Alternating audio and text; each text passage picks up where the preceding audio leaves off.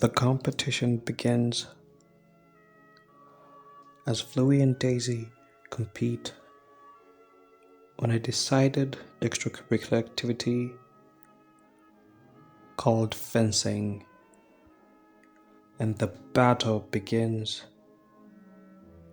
And ironically, Daisy assumed that Fluy wouldn't be able to fence.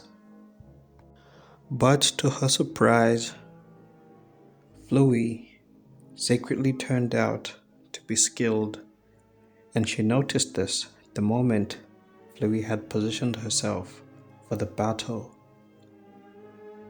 And so it began, swinging swords across one to the other. Seconds become minutes, and minutes become even in so much as to nearly 2 hours. And in the midst of the battle, it was agreed upon that the first to strike the most in the amount of time given, which was 2 hours 20 minutes, would win. And the battle, exceeding the expectations of everyone, went on for 2 whole hours, and 30 minutes were left, for it was evenly tied between the two of them. But it was not that it should be evenly tied, but that whosoever secures the most damage in the amount of time given shall be the winner. And in the midst of the battle, they jump high, both of them, Fluy and Daisy, yet to strike one another to a finishing blow. Yet Fluy occupies her attention elsewhere and ends up getting hit. And in the midst of the battle, time runs out, Fluy being defeated. Yet Daisy comes to a realization that her ridiculous ideas were very exciting, and agrees to mix them along with the ones she had decided.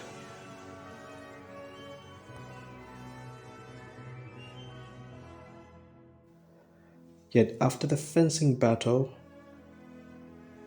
the teacher was staring at Fluy with a curious eye, for somewhere along the line, the teacher was very aware that she had not put in her fullest effort. And to this remained a curiosity unto her, for she observed all the extracurricular activities and how Fluy gave in just about 80% of the effort needed to win.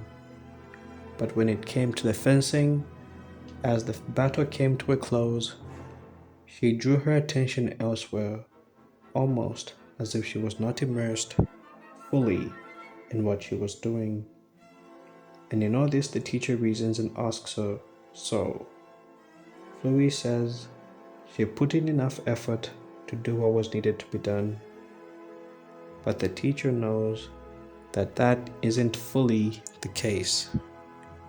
And now I have a question for you. Why didn't Fluy put in the maximum effort?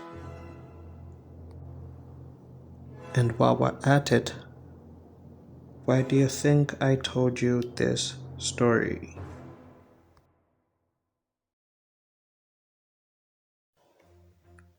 Concerned about an adventure which has already passed, open your ears as I tell you a story of Fluy the Snuffer with her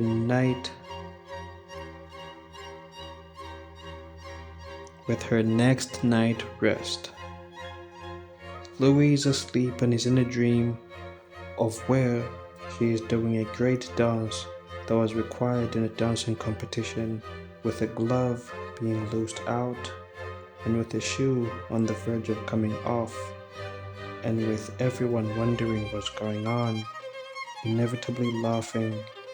And that event changes to boots going missing, and that event changes to not keeping track of the time and going to sleep in the night, and a set of many other adventures piled together, Fluy being significantly defeated in all of them, just for her to wake up and realize that it was all a dream of past adventures which she secured victory over. And now I have a question for you. Why do you think